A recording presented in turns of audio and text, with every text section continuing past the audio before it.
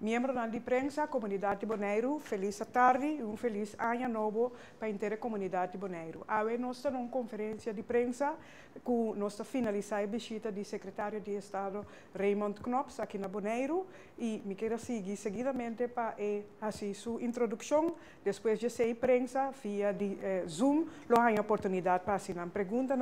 Me pedi membro de prensa que seguir nós para fazer uma pergunta cortico, conciso e por favor na holandês.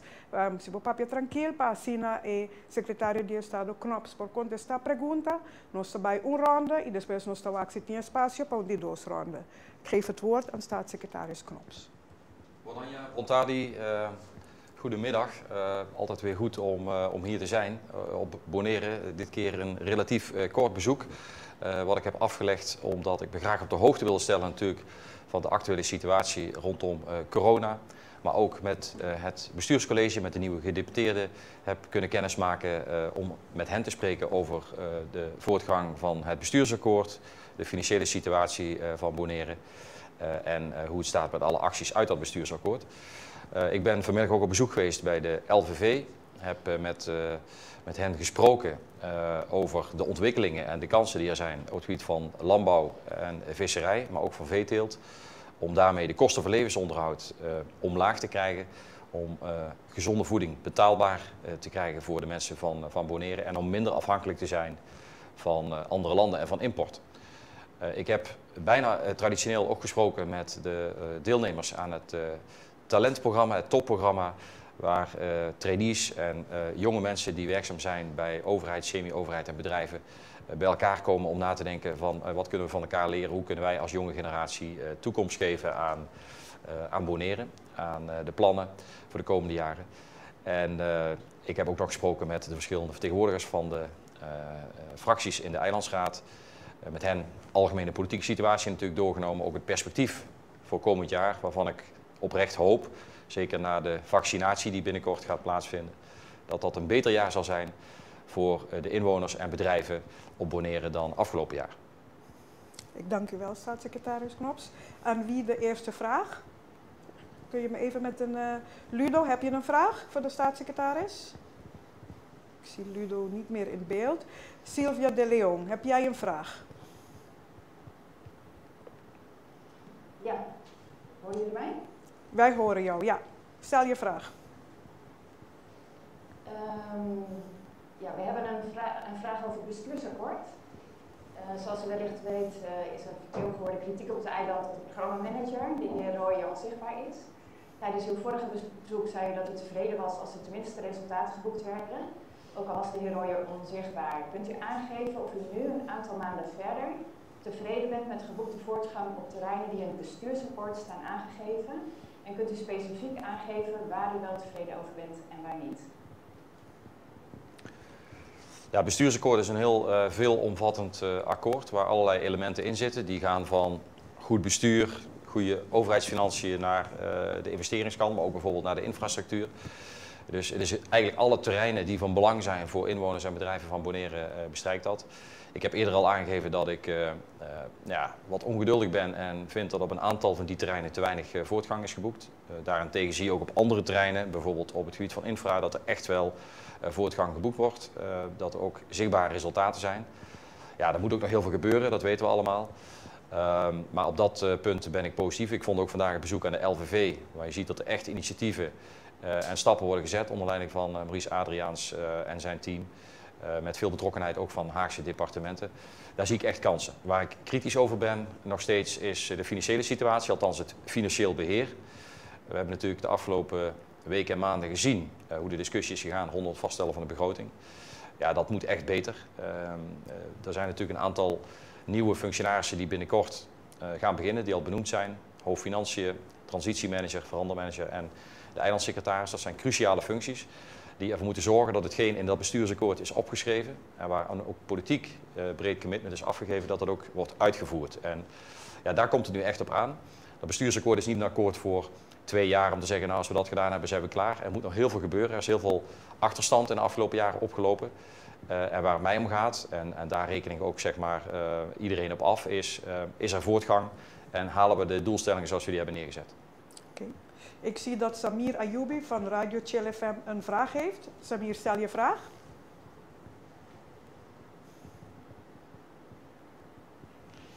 Samir, hoor je mij?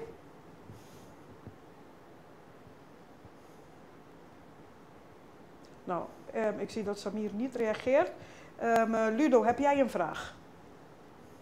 Oh, sorry, ik ben hier. Oké, Samir, stel je vraag alsjeblieft. Ja, oké. Welkom meneer Knops. Bon aan je. Meneer Knops, uw opinie, of ja, wat kan u zeggen in verband met de werkzaamheden tot de dag van vandaag van de heer Danny Royer als programmamanager belast bij de uitvoering van het bestuursakkoord, alsjeblieft? Kan je je vraag nog een keer stellen, Samir, en iets rustiger praten? Oké. De heer Knops, wat vindt u van de werkzaamheden die de heer Danny Royer uitvoert in verband met de uitvoering van het bestuursakkoord tot Bonaire als programmamanager? Ja, kijk, bij het bestuursakkoord hebben we afgesproken dat we een aantal dingen de komende tijd gaan doen. Dat gaat het openbaar lichaam samen doen met het ministerie van Binnenlandse Zaken en Koninkrijksrelaties. En we hebben samen een programmamanager aangesteld. En die is natuurlijk verantwoordelijk voor de voortgang op het bestuursakkoord. Is voor een deel natuurlijk ook afhankelijk van de input die wordt geleverd vanuit de verschillende organisaties die daaraan deel moeten nemen. En ook met hem heb ik ook de vorige keer al uitvoerig gesproken over waar het goed gaat en waar het beter kan, om het zo maar te zeggen. Maar hij is aangesteld door zowel het openbaar lichaam als het ministerie. En ja, hij heeft een belangrijke rol, maar hij kan dat niet alleen. Hij zal dat ook samen met bijvoorbeeld de ambtenaren van de verschillende diensten van het openbaar lichaam Bonaire gaan doen. Samir, ik weet dat je nog een vraag hebt. Kun je eerst je camera aanzetten voordat je je tweede vraag stelt? Yes, oké. Dankjewel.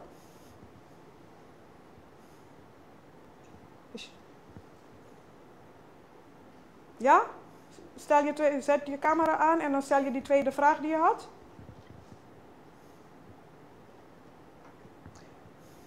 Ik krijg geen reactie, dan vraag ik aan Ludo van Extra. Ja. Ludo, jij hebt een vraag. Ja, goedemiddag.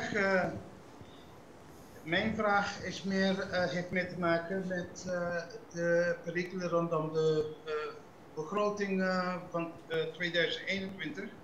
Daarbij, meneer Knops, kwam uw gedrag een beetje over, uw handelswijze een beetje over als een soort gejojo. Eerst wel, eerst geen verlenging, CFT eerst mocht groot samenstellen, daarna toch wel een kans gegeven aan het bestuurscollege om dit alsnog, en de Eilandsraad om dit alsnog zelf vast te stellen.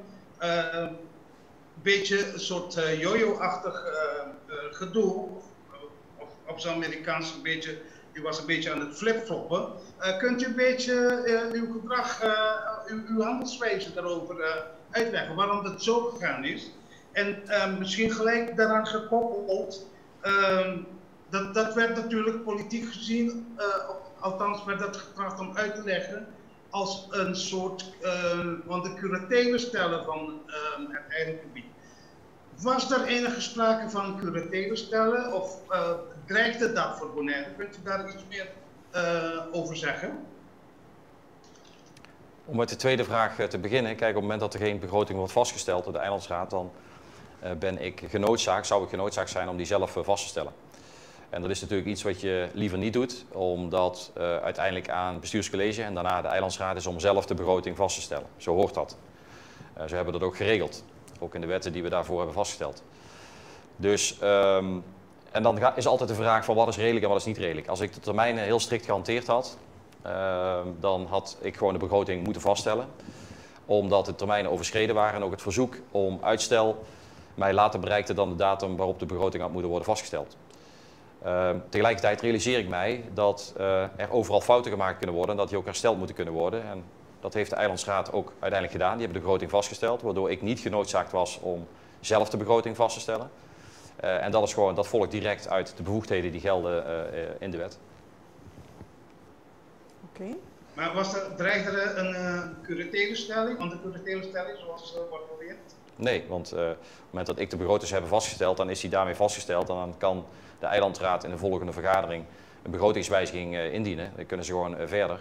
Maar het moet duidelijk zijn dat als uit de FINBES, de de wetgeving voortvloeit dat er bepaalde termijnen zijn waarop je begrotingstukken moet aanleveren, dat wel moet vaststellen dat men zich daar ook aan moet houden. Dat geldt natuurlijk ook voor het openbaar lichaam Bonaire en daarover heb ik ook met het bestuurscollege gecorrespondeerd. Dus van mijn kant volstrekt helder beleid. Ook heel consequent, zo kent u mij ongetwijfeld ook, want dat spelletje waar u het over heeft, dat beheers ik niet zo goed. Dus dat betekent heel simpel, er moet een begroting zijn voor het nieuwe begrotingsjaar, anders kan het openbaar lichaam geen uitgaven doen. Oké. Dank u wel. Nou, Giovanni Geisberta van NOS TV en daarna Samira Ayoubi van Radio Chill FM. Giovanni, stel je vraag. Meneer Knops, welkom op Bonaire. U heeft het net gezegd. De bestuurscollege, laten we zo beginnen. De bestuursakkoord heeft veel plannen en zo. Er is geld om veel dingen op Bonaire te doen. Maar de bestuurscollege, die doet het niet goed, laten we zo zeggen. Maar wat heeft u nu in deze reis naar Bonaire anders gedaan, anders besproken met het bestuurscollege? Nou, kijk, ik heb het met het bestuurscollege elke keer als ik hier ben gesproken over de voortgang van het bestuursakkoord. En meer in het bijzonder over de situatie rondom het financieel beheer. En daar hoort dus ook bij tijdig en deugdelijke begrotingsvoorstellen sturen aan de eilandsraad. Dat is dit jaar niet goed gegaan. Dat kunnen we gewoon concluderen. Ik heb ook gezegd dat ik verwacht dat dat komend jaar beter gaat. Dat is natuurlijk eerst en vooral een verantwoordelijkheid van het openbaar lichaam zelf. We hebben een heel systeem waarbij het CFT oordelen geeft, het CFT mij ook adviseert, maar die kan dat alleen maar doen op basis van stukken die tijdig aangeleverd zijn. En dat betekent dat het bestuurscollege niet alleen naar mij of naar het CFT, maar ook naar de eilandsraad de verplichting heeft om tijdig stukken op te sturen, zodat daar ook over gesproken kan worden en dat die begrotingen kunnen worden vastgesteld.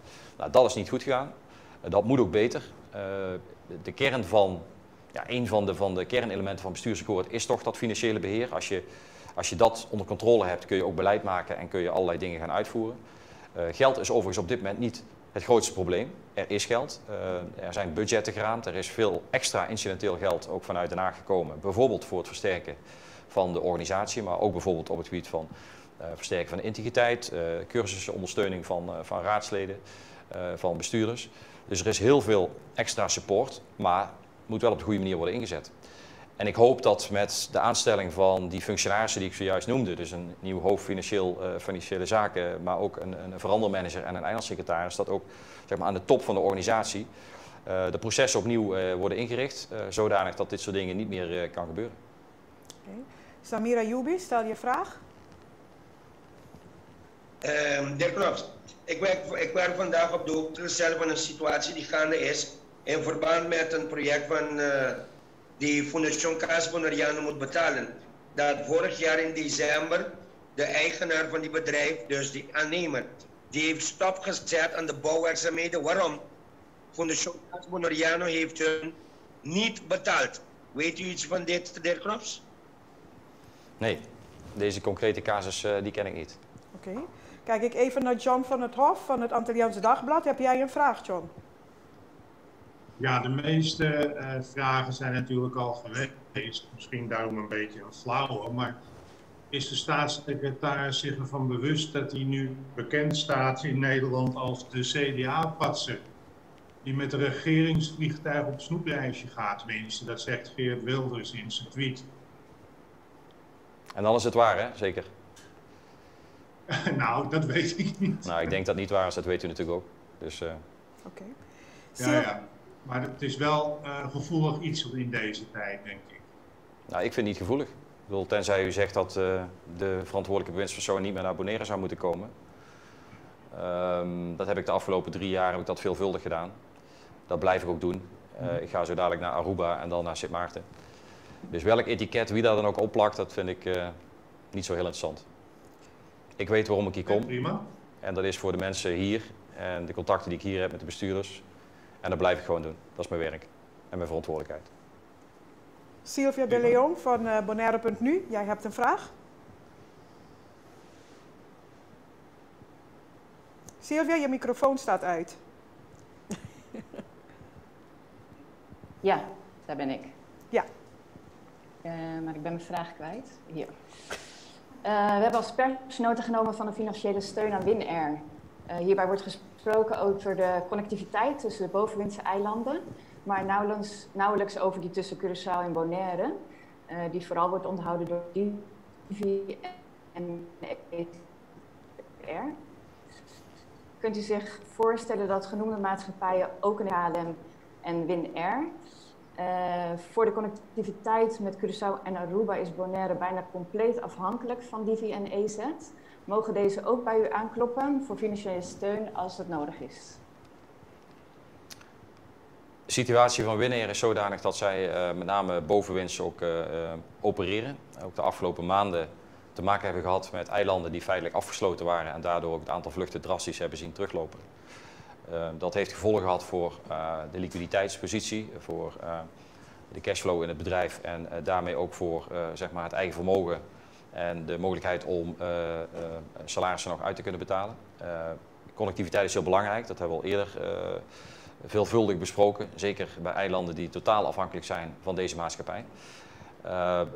Los van het feit dat de Nederlandse staat aandeelhouder is in WinAir, hebben wij het verzoek wat WinAir gedaan heeft beoordeeld en hebben wij op basis daarvan vanuit Nederland zeer recentelijk een lening toegezegd. Die dus uiteindelijk gewoon terugbetaald moet worden. En andere verzoeken om steun zijn mij op dit moment nog niet bekend. Okay. Zijn er nog meer vragen van de pers? Ik kijk even. Giovanni die had nog een vraag. Ludo zie ik nog. En daarna Zamir en Sylvia. Giovanni, stel je vraag alsjeblieft. Giovanni? Ja, meneer Knops, u had vandaag een visite bij de LVV. Wat kunt Bonaire hiervan verwachten? Uw bezoek bij de LVV, wat kan Bonaire hiervan verwachten? Nou, ik hoop heel veel in de toekomst. Onderdeel van het bestuursakkoord en ook mijn absolute overtuiging is en ook weer duidelijk gemaakt in deze crisis dat een eiland als Bonaire veel meer kan op het gebied van productie, zelfvoorzienendheid, als dat er nu gebeurt. Eigenlijk gebeurt er nauwelijks iets, zou je kunnen zeggen, en is men volstrekt afhankelijk van import. Nou, dat heeft een aantal consequenties. Eén, dat de prijzen van producten van groente en fruit veel te hoog zijn eigenlijk, door de hoge kosten die gemoeid zijn met de import. De kwaliteit is minder, want het is natuurlijk langer onderweg. En de vraag is, als er bijvoorbeeld een afsluiting is of er is een wereldwijde crisis en je krijgt het spul helemaal niet meer, of dat zo goed is voor het eiland. Dus die onafhankelijkheid moet vergroot worden. En er is ook een goede business case te maken rondom landbouw. Dus er is gewoon geld mee te verdienen als je het goed organiseert. En ik was onder indruk van de plannen die gepresenteerd werden, omdat het niet alleen gaat leiden tot lagere kosten van groente en fruit, maar uiteindelijk ook de betere beschikbaarheid ervan en dichtbij. Je hoeft er niet lang mee te transporteren. Dus ik ben er heel positief over. Ik denk dat Bonaire dit veel eerder had moeten doen. En als er één land is ter wereld wat kennis heeft op het gebied van landbouw, veeteelt en visserij, dan is het Nederland wel. Dus voor de kennis hoeven we niet ver te gaan. Dat betekent ook dat nu al allerlei deskundigen vanuit Nederland daarbij betrokken zijn. En het is nu nog ook een aantal ondernemers trouwens die zich al gemeld hebben om die groente en dat fruit ook hier gewoon op het eiland te verkopen. Tegen andere prijzen dan u nu betaalt in de supermarkt. En ook nog veel verser. Het lijkt wel een reclamespot, maar ik zou het bijna kunnen doen, want ik geloof erin. Maar ook samen met ondernemers van Bonaire die misschien kleinschalig willen beginnen met de teelt van groente en fruit. Of bijvoorbeeld de geitenhouderij, waar ook allerlei producten uit voort kunnen komen. En de investering die we gedaan hebben, de subsidie ook vanuit het ministerie van de LNV voor het slachthuis, die bewijst dat ook. Dus er is echt heel veel mogelijk. Veel perspectief, veel potentieel. Maar ja, het is niet zo als je een plantje meteen in de grond zet dat je dan meteen een grote productie hebt. Dus dat vergt ook enig geduld. Maar dat is wel iets waarvan de investeringen de komende tijd zich gaan terugverdienen. Daar ben ik van overtuigd. Oké. We gaan naar Lodovico Nicolaas, daarna naar Samira Youbi en de laatste vraag wordt door Sylvia de Leon gesteld. Ludo, stel je vraag. Ja, de heer Knops, u heeft gezegd van er is veel niet goed gegaan de laatste tijd, hoewel er geld voor is. Er is geld beschikbaar. U heeft vandaag weer gesproken met het bestuurscollege. Wat kunt u zeggen over wat er concreet is afgesproken? Wat zou u willen zien dat gerealiseerd is bij uw volgend bezoek en binnen welke termijn zou dat geregeld worden? En daarnaast nog heel kort iets over de coronasituatie. U weet dat het een beetje uit de hand aan het lopen is op het eiland. Heeft u daarover ook gesproken met het eilandsbestuur? En zijn er concrete afspraken erover gemaakt? Ja, misschien om bij het laatste te beginnen. De situatie rondom corona die is de laatste dagen behoorlijk verslechterd op het eiland door lokale verspreiding. Het positieve nieuws is dat de bronnen bekend zijn en dat ook zeg maar dat onderzoek waar mensen geweest zijn, dat dat goed verloopt en dat mensen ook geïnformeerd zijn en in quarantaine kunnen gaan. Dus hopelijk leiden die maatregelen ertoe dat het aantal besmettingen niet verder toeneemt. Positief is ook dat er, zover mijn informatie strekt, in ieder geval tot vandaag 1 opname in het ziekenhuis was. Dat ook de medische zorg nog niet overbelast is. Maar ik wil op deze plek nog een keer zeggen, ik snap dat het best ingewikkeld is af en toe om je aan de regels te houden. Maar ik reed gisteren hier voorbij het vliegveld en zag ook heel veel mensen heel dicht bij elkaar zitten. Dat kunnen natuurlijk allemaal familieleden zijn geweest, dat weet ik niet. Maar ik zou toch mensen willen oproepen om afstand te houden, om gepaste maatregelen te nemen. Omdat we allemaal een verantwoordelijkheid hebben om te voorkomen dat het virus zich snel verspreidt. We moeten nog even volhouden. Zoals u wellicht weet is vandaag bekend geworden dat naar verwachting in februari ook op Bonaire de vaccins toegediend zullen gaan worden. Allereerst te beginnen bij mensen die werkzaam zijn in de zorg en kwetsbare groepen. Maar dat zal snel opgeschaald worden. En tot die tijd moeten we gewoon heel voorzichtig zijn. Moet iedereen zich aan de regels houden. Er zijn ook weer nieuwe maatregelen afgekondigd door de gezaghebber. En ik doe ook hier een dringend beroep op mensen om zich daaraan te houden. En uiteraard is dit onderwerp ook besproken met het bestuurscollege. Ten aanzien van het bestuursakkoord hebben wij afgesproken dat ik verwacht ook van het bestuurscollege dat de afspraken die we erin gemaakt hebben, de planningen die daarin zijn opgezet, dat die ook worden nagekomen, worden uitgevoerd. We hadden het eerder al over de financiële situatie, het financieel beheer. Dat moet echt beter, er moet een inhaalslag gemaakt worden. Maar ik zie ook positieve punten. U zei net, er is veel niet goed gegaan. Nou, ik zou het anders willen zeggen, er zijn een aantal dingen niet goed gegaan. Er zijn ook een aantal dingen die wel goed gegaan zijn. En Bonaireanen mogen ook trots zijn op wat wel goed gegaan is. En mijn eerdere opmerking was meer ingegeven door het feit dat ik vind, maar goed, corona heeft natuurlijk ook niet een versnellende rol gespeeld, laten we eerlijk zijn, de afgelopen bijna jaar, wat we nu geconfronteerd zijn met deze crisis, dat sommige dingen ja, wel wat sneller zouden kunnen. Daar ben ik nog steeds van overtuigd. Maar het belangrijkste is dat ze uiteindelijk ook gewoon geregeld worden. En als het dan een maand later is of 2 maanden later, het zij zo. Maar laten we wel het tempo erin houden en laten we de aandacht niet verslappen. Het gaat niet vanzelf. Dat vraagt veel van ambtenaren. Dat vraagt veel van bestuurders, ook van de politiek. En ook in de gesprekken die ik vandaag had met de verschillende fracties, heb ik dit onderwerp besproken. Okay. Samir Ayoubi, stel je vraag. Ja, de heer Knops, 2 kleine vragen in 1. Waarom heeft u gesproken met de fracties apart en niet de hele eilandsraad? En kunnen we een verlenging van de noodregeling verwachten? In verband met naast COVID-19 hebben we ook een variant COVID-2. De laatste verstanding. Een verlenging, stel je laatste vraag nog een keer, Samir? Ja, kunnen we een verlenging verwachten van een noodregelingbetaling die geldig is tot en met 12 juni? Een verlenging, want we hebben naast COVID-19 een variant COVID-2. Er is een tweede versie of een andere versie van de COVID en hij vraagt of er een verlenging komt in de noodregeling hierdoor. Nou, laat ik zeggen, er zijn inderdaad meerdere mutaties als u daarop doelt in het virus. Daar ben ik geen expert in, maar die zorgen er vooral voor dat de mate van besmetting drastisch verhoogd wordt. Maar dat de ernst van de aandoening, zoals het nu zich laat aanzien, gelijk is. Dus dat heeft vooral iets te maken met dat op het moment dat die variant er zou zijn, en die is in Nederland is die opgedoken en in Engeland natuurlijk, dat je dan veel sneller besmettingen krijgt. Dus het risico dat meer mensen ook de verschijnselen krijgen die horen bij het virus. De regeling waar u op doelt, die is inderdaad tot juli is die vastgezet. We gaan natuurlijk kijken ook de komende maanden hoe zich dat gaat ontwikkelen. Je kunt zich voorstellen op het moment dat we de komende maanden met die vaccinatie aan de slag gaan. En het voordeel van de eilanden, de BES-eilanden en Bonaire dus ook, is dat de schaal overzichtelijk is. Dus dat de tijdsbestek waarin gevaccineerd zou kunnen worden ook overzichtelijk zou moeten zijn. Ik ken niet de exacte planning op dit moment, die moet ik u schuldig blijven. Daar vindt morgen ook een debat in de Tweede Kamer over plaats. Maar het is wel zo dat op het moment dat er een hoge mate van de bevolking gevaccineerd is, dat de kans dat het virus zich kan verspreiden buitengewoon klein is.